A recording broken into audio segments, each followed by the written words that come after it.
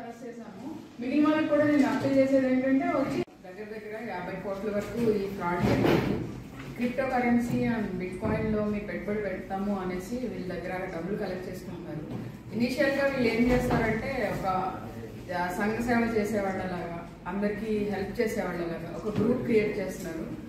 అంటే వీళ్ళు బేసిక్ గా మెయిన్ పర్సన్స్ గవర్నమెంట్ ఎంప్లాయీస్ ని వీళ్ళు చూస్ చేసుకుంటారు. ఎందుకంటే మామూలు జనాలు నమ్ముతారు కదండి, పోలీసులు, తర్వాత టీచర్స్, లేదా SIs, excise department and different departments లో కొంచెం మిడిల్ లెవెల్ ఆఫీసర్స్ ని సెలెక్ట్ చేసుకుని వాళ్ళకి ఫస్ట్ బాగా బ్రెయిన్ వాష్ చేస్తున్నారు. వీళ్ళు చేశాక వాళ్ళతోటి ఒక హెల్పింగ్ హ్యాండ్స్ గ్రూప్స్ అని పెట్టించి నిజంగా మనలో చాలా మందికి చిన్న హెల్ప్ చేయాలి ప్రజలకి అనేసి ఒక దాని ద్వారా చిన్న హెల్ప్ చేస్తూ ఉంటారు.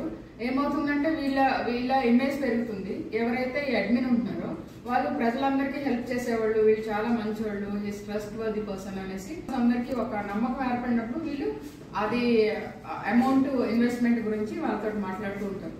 అమౌంట్ ఇన్వెస్ట్మెంట్ ఫస్ట్ ఇనిషియల్ గా 50,000, 1 lakh తో స్టార్ట్ చేసి చాలా మంది 10 lakhs, 20 lakhs కూడా ఇన్వెస్ట్ చేస్తున్నారు. ఇప్పుడు అయితే 1 లక్షకి 14,000 ఇస్తాము అని చెప్పి చాలా మందితో ఇన్వెస్ట్ చేయించారు.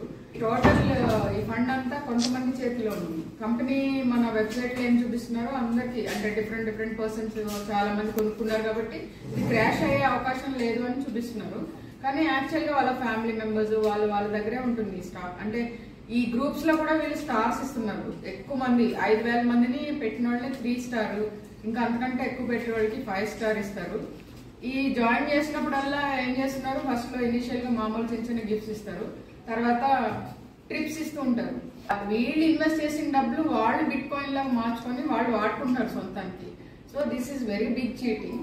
యాక్చువల్లీ మనము ఇది కేసు మనము ఇన్వెస్టిగేట్ చేయడం వల్ల చాలా మందికి మనము ప్రివెంట్ చేయగలిగాము, చాలా పెద్ద ఫ్రాడ్ ప్రివెంట్ చేయగలిగాము. ఇది మార్చిలో ఒక హిమాచల్ ప్రదేశ్ లో దగ్గర 2,500 కోట్ల స్కామ్ అయింది. సో చాలా మంది దీంట్లో పెట్టుబడి పెట్టున్నారు. కాబట్టి నేను అందరినీ కోరుకుంటున్నాను ఏంటంటే ఈజీ మనీ కోసం మనం ఆశపడి ఇట్లాంటి వాటిల్లో పెట్టుబడులు పెడితే చాలా వరకు నష్టపోతాము.